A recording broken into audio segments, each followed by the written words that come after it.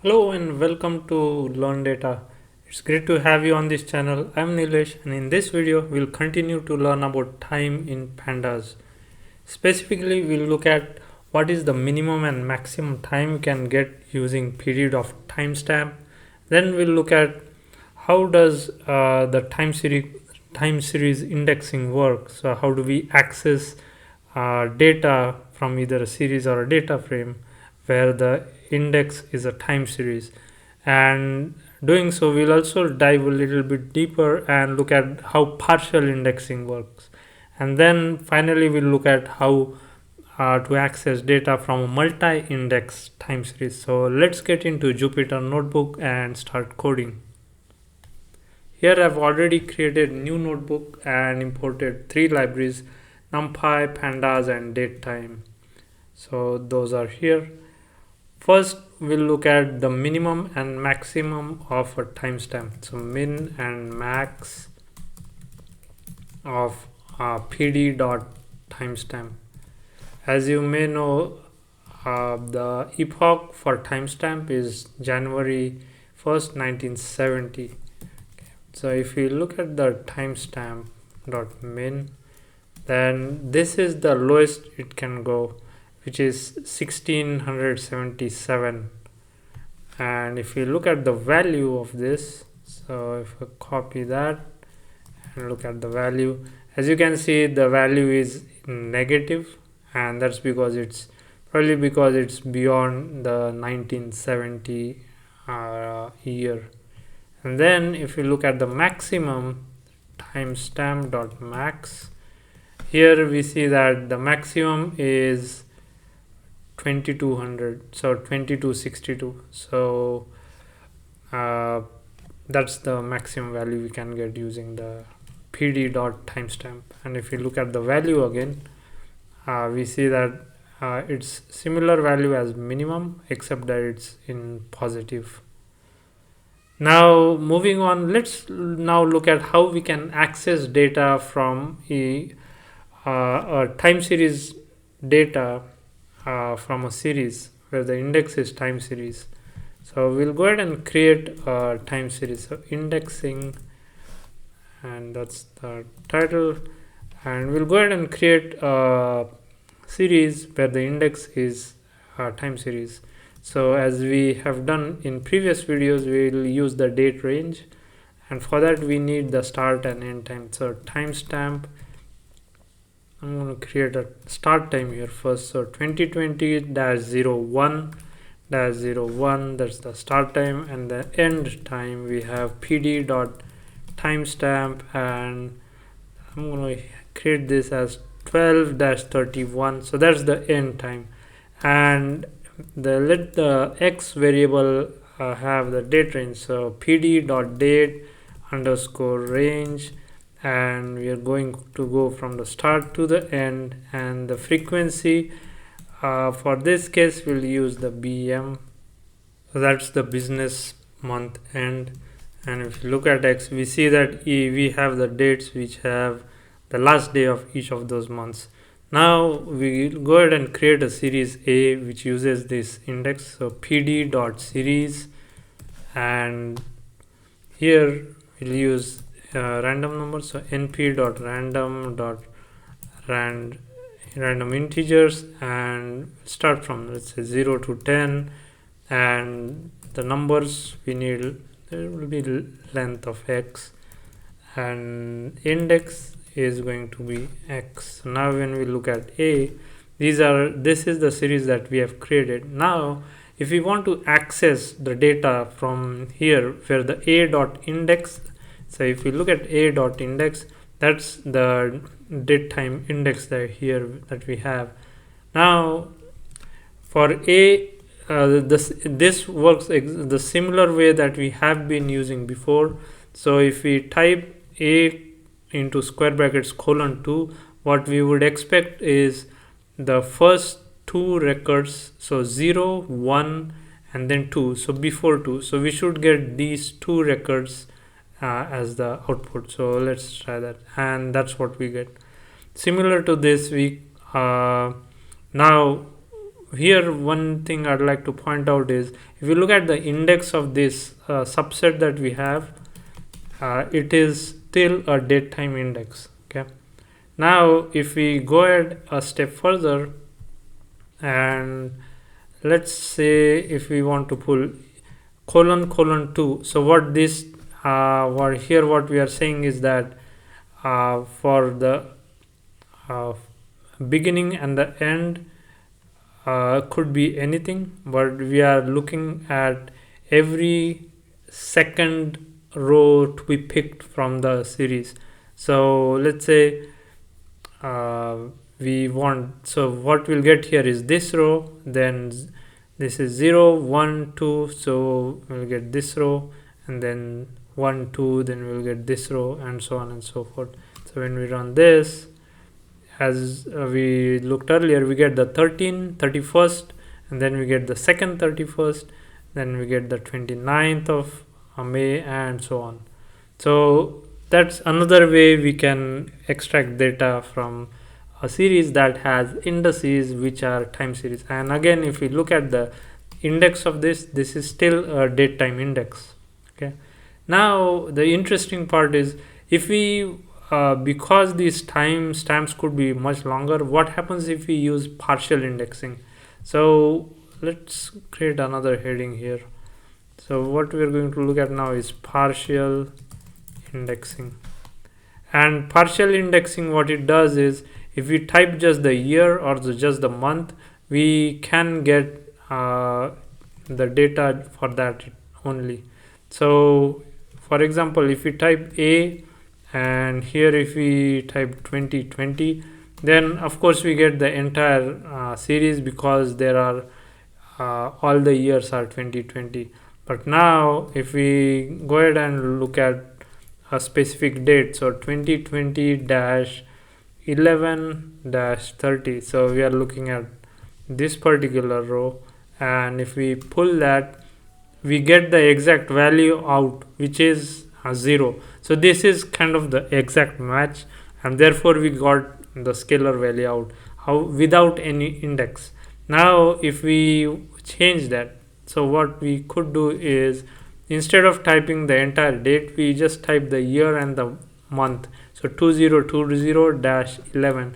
Now what happens is, because this is a partial index of this, we only get we get the value as well as the index out in the output. So that's the difference. If it's a complete index, then we get the value. If it's an incomplete index, then we get the index along with the value in the output. Now next, what we can also try is using date time as an index. So if we are using date time, so date time dot date time, and here if we want to specify, let's say this particular date, we would do that by specifying it in a bracket. So 2020, which is the year, then 9, which is the month, and then 30, which is the day, and after that we put the colon.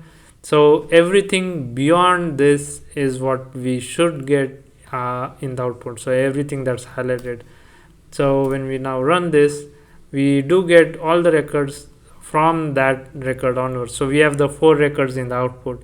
Similar to this, we could also use a range based on the string of the timestamp. So for example, if we want the output between so these two as the output, how do we get that? So we have 2 dates. The first one is this one, so I'm just going to copy this, and that's the first date, and then we put a colon, and let's say this is the second date. So the output would have the rows inclusive of these 2 dates, and when we run this, we see that we have the 831 as well as 1030. So that's another way we can use the time series index for the series to extract data. Now moving on, let's look at another example where we can use the same concept of time series, except that we would now have a full time. So here we just had a date. Now we'll create a series which would have the seconds as well. So this is kind of example 2, and that's why I'm going to label it here example 2 for this section. Now let's create the start date. So pd.timestamp, and I'm going to put 2020-12-31, and then we have 2300 hours, let's say 59 minutes and maybe 56 seconds. And then for the end date, it's going to be just close to the above date. So let's create 2021-01-01 and 0000 and 3 seconds past midnight, so just 3. Now if we use the x as a date range, so we can check date underscore range start to end, and here we specify frequency is equal to 1 second. Now if we look at x, we do see the separation here, which is 56 to 57 and so on and so forth. So now we can go ahead and create the series. A is equal to pd dot series and np.random integers. Let's go from 0 to 10, length of x, and index again is going to be what we created above, which is x. Now we look at A. This is the series that we have, and previously we looked at extracting data using time series for a series. So let's say if we wanted to pick 2020, which is a partial index, now you can clearly see that it picks only the year 2020 and it does not pick any of the years which is 2021. So that's how we can use this. Additionally, what we could do is we could put it in a data frame. So df is equal to pd.DataFrame, and here we can create use the same series A, and now we have a data frame right here, sorry, df. So we have a data frame right here. Again, if we, for the same data frame, if we specify df 2020, then we can subset the data frame where we just have the year 2020 in the output. So that's how the time series, partial indexing of the time series can be used. Now moving on, I'm going to copy this particular block of code because we are creating another example here. So let's try that. So this is example 3, and for this I'm going to change the day to 10, and then for seconds I'm going to put maybe 10 seconds, or let's say 100 seconds there. So that's the series we have created, which goes from December 31st to February the 10th. And then from this we'll go ahead and create another data frame. df is equal to pd.DataFrame, and here we'll use the same series A, so that the final data frame that we have has a column A, and the index is a time series with both the date and the time. Now if we try to use the indexing, let's see how we can access. If we use just the year, let's say 2021, then in the output we get only the values for that year, as we saw before.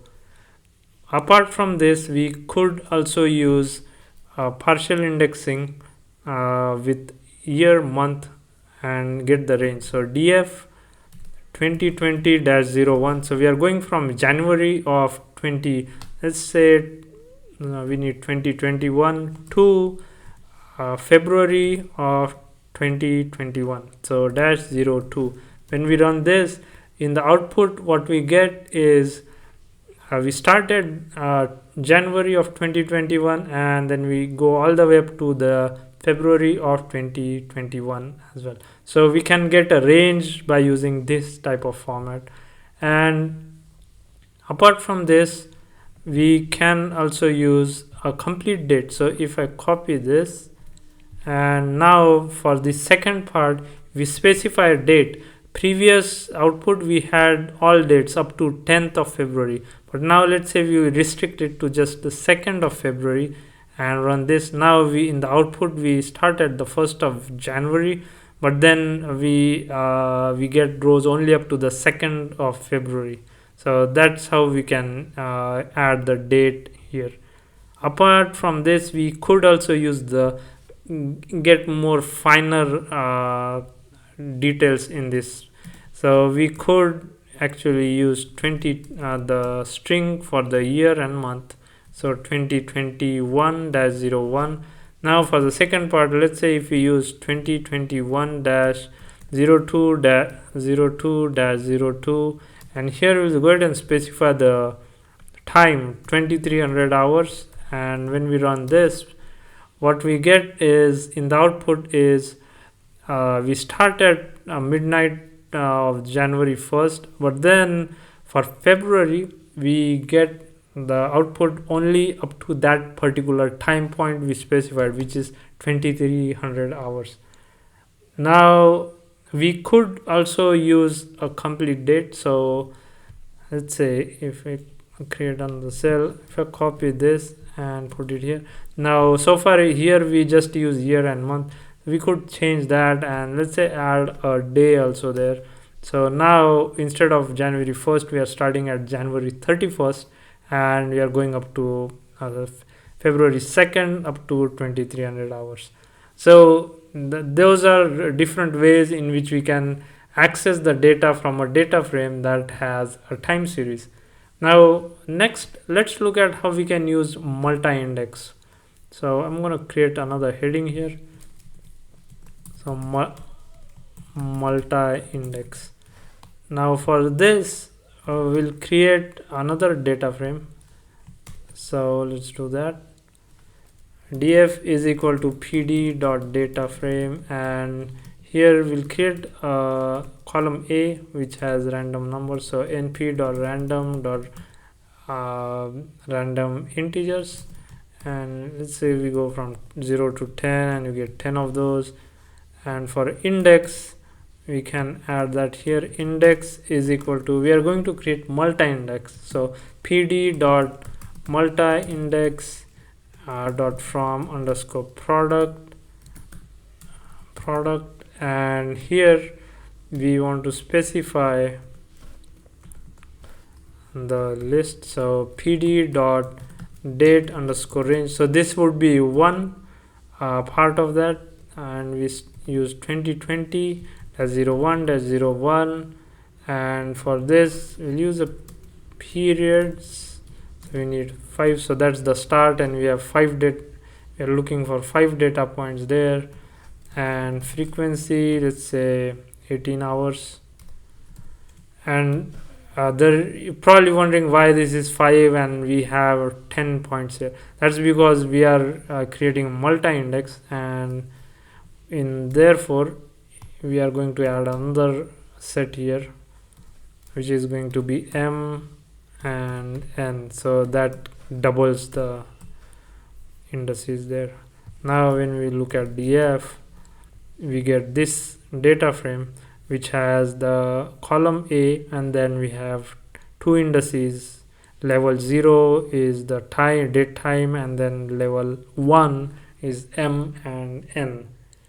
Here if we are trying to access, how do we do that? So we are going to use df.lock, and if we specify, let's say if you want to get this particular index, or 2020-01-01, and if we run this in the output, now we get only the day which is the 1st of January, and rest is ignored. Here if we want to go more specific, so if we say 180000, then I will get exactly just that part. Now there is this new command I want to introduce. which is index. So IDX is equal to pd.IndexSlice, and this is what we are going to use the slice the date time index in the next few lines. So if we have, and what we'll do is we'll swap this from level 0 to level 1, and to do that what we want to do is type df is equal to df.swaplevel open parenthesis 0 comma 1 close parenthesis. So that will swap the indices. 1 will become 0, 0 will become 1, and we're going to sort this by index. Now if we look at df, we have swapped the indices and we have also sorted it. So we have starting with lowest time, and it is increasing. If we want to access data from such a series, let's say if you want to access date of 2020, so we have 2020-04, and so this particular record, if you want to access, how do we access that? Let's see, df.log, and here we are going to use idx, and idx means now we are going to look at just this particular records. So for if we are looking at just this record, we know that it has level 0 index as m, and then we know the date it has, which is this one. So I'm going to copy this particular part, paste it here, and the columns, we need all the columns, and put a colon there. So this way we were able to access just that particular row from that data frame. There are other things we can do is if we keep it more general. So if we type df.log and here idx, and here if we say colon and then specify the date that we have without the timestamp. So I'm going to copy that, paste that there, and after this, if we are looking at all the columns, which is just a column A right here, what we get is for that particular date which occurs twice in this data frame, one for index m and the second is index n, we get both of them right here in the output along with the data from column A. Similar to this, we can use the complete date as well. So let's start df.log, and again we'll use the idx, and we'll get both m and n. And now here what we can do is just use this date, and so what we want is the rows going from this date all the way up to just the third, and so colon and within quotes we want to specify that, and then we need all the columns. When we run this, now we have a subset which it starts from the 1800 hours for January 1 and ends at 6 hours for the January 3rd, and we get the data for both m and n right here. So that's another way in which we can access the data from the data frame using time series indexing. Next, let's look at timestamps as indices which also have time zones. So time zones, so this would be the aware time.